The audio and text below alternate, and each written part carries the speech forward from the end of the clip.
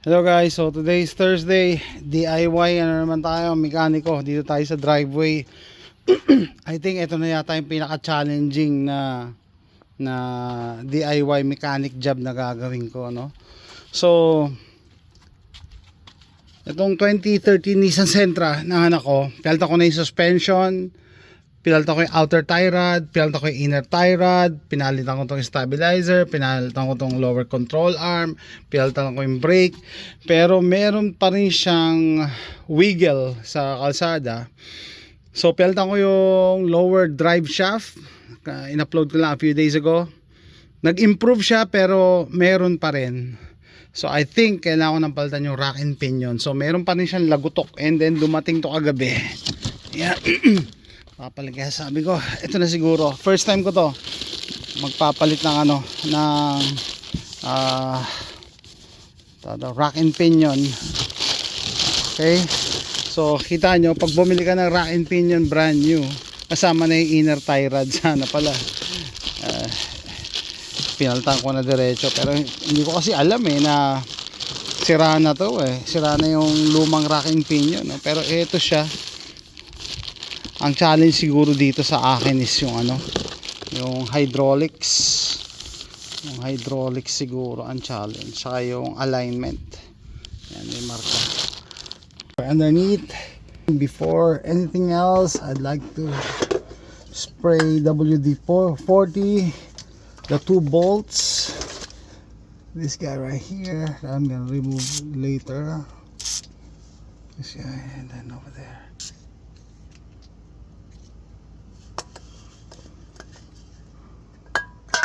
Okay, outer tie rod is off both sides. Now the 2 bolts underneath holding the rack and pinion.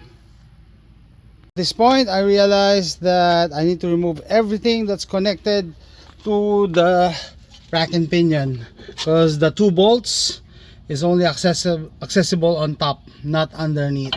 So I'm going to remove this, the rack control arm, connection over there, and a bunch of bolts underneath. Guys, I removed some of the bolts, so only thing left holding this is this 1, 2, 3, and 4. I already removed the engine support motor mount. Okay, so 4 bolts left. Okay, I think I got everything off in terms of nuts and bolts. So I use a jack to hold it. So let's see, lowering it down. There you go. What else is holding it? Connected here. Forgot, it's still connected above. So we need to disconnect the lower drive shaft. It's disconnected. Let's go back, and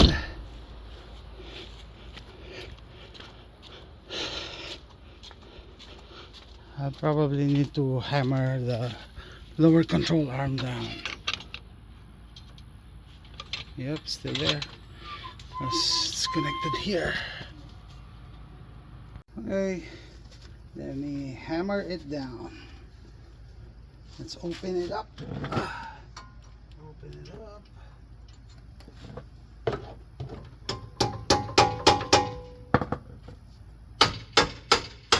There you go. There you go.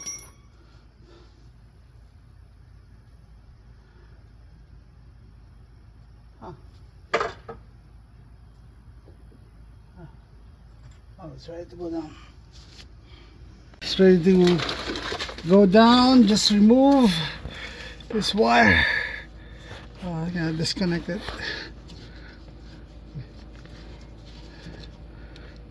Okay, it's off.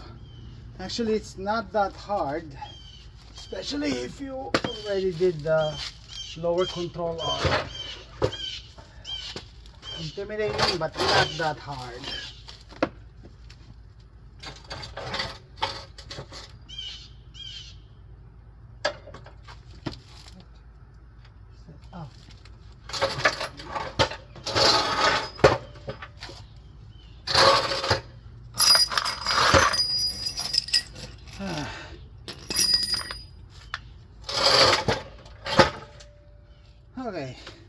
These are the 2 bolts.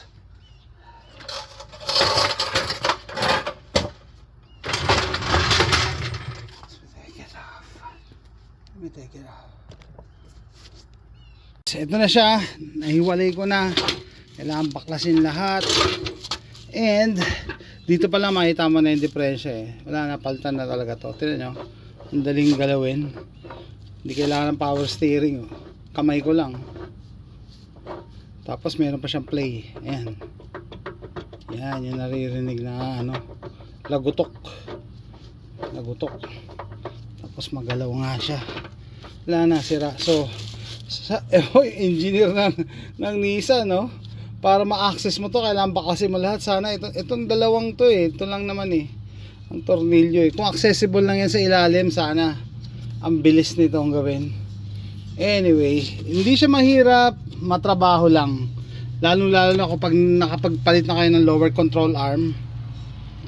Kasi ang dami mong babaklasin eh. Pero sayang kung una, ito na lang ginawa ko nung una, no? Bago ako, kasi tatanggalin mo rin pala lahat to. Anyway, sige, lesson learned. Ito ang sirang rack and pinion. Yan ang lagutok. Tapos madali siyang ikutin, no? Hindi kailangan ng power steering. So baklasin ko to, tapos ikumpara ko sa bago.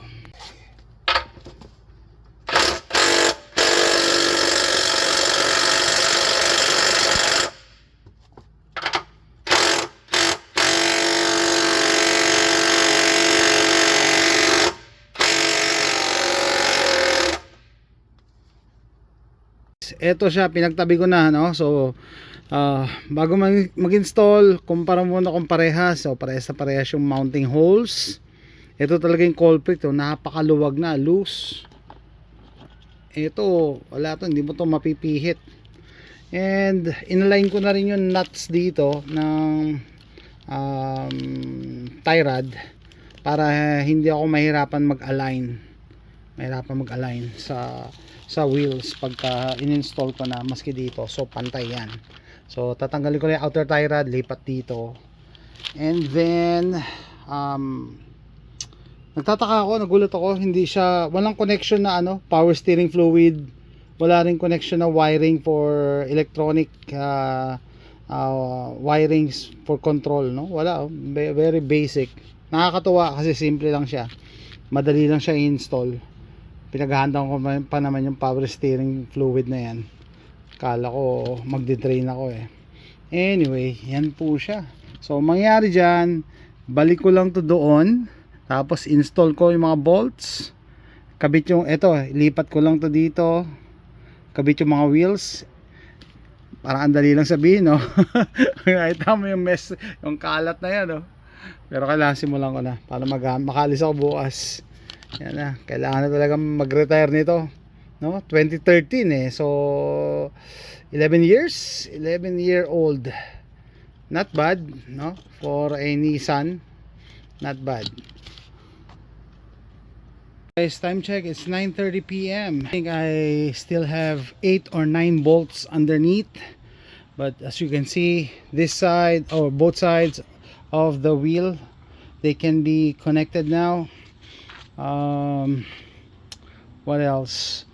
So yeah, 8 bolts including, no 9 bolts including the engine support, and then plus the size 17 drive shaft connection.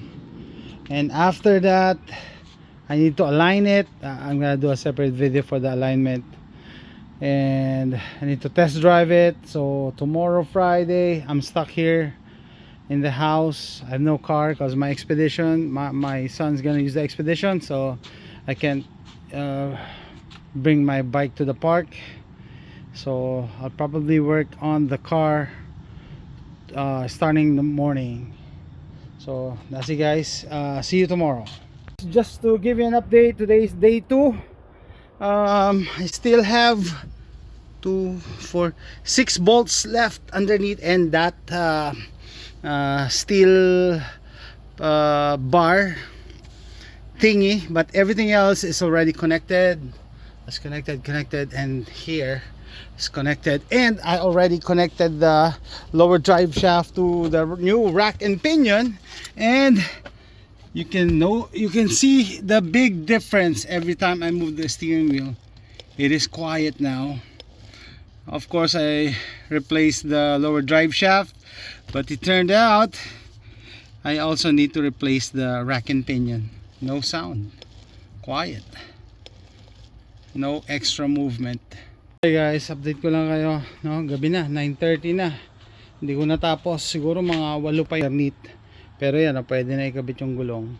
Sa loob na, yung sa ilalim na lang talaga, plus yung engine support, tapos yung connection sa steering wheel. So malamang 8 or 9 bolts. Hindi ko rin siya matatapos kasi pagkatapos ko yan maisalpak lahat, kailangan ko siyang i-align, tapos kailangan ko siya i-test drive. So hindi talaga kaya 9:30. So bukas Friday, wala, dito lang sa bahay na makakalabas, wala akong kotse kasi yung expedition ko gagamitin na naman ang anak ko. So hopefully matapos ko to before weekend. Yan, konting kembot na lang. Kahit may ilaw ako, mahirap magtrabaho sa ilalim. Hello guys, it's done. So it's best na ihuli pa lang ikabit to kasi aakyat pa yan eh. Kasi tataka ako nung kinabit ko, hindi align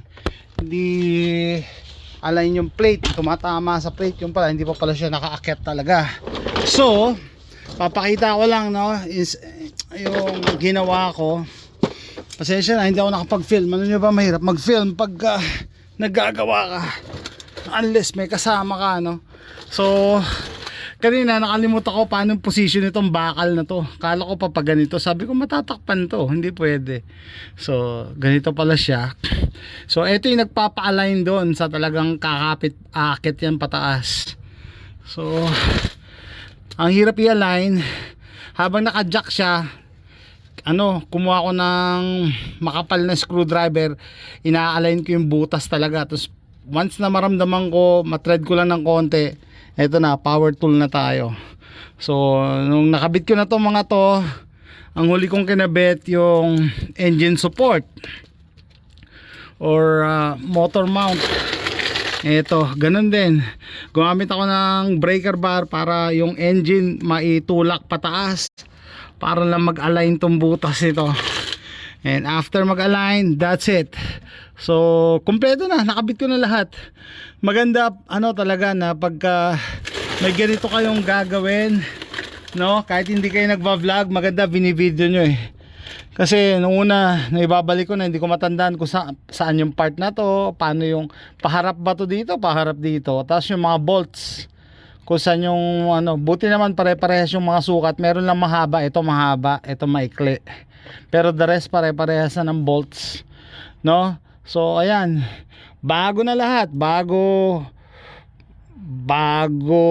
yung preno, bago rin yung bago din to, bago din yung rocker arm. Bago to, rocker arm. So pati si rack and pinion, wow. Inimagine ko na this will drive like a brand new car. Pero hindi pa tayo tapos, kailangan ko pa ito i-align. Separate video na yon, no? Kita nyo naman na kompleto ko na, naibalik ko na. Ang tawag pala dito ay talangka. Mukha ng talangka to, no?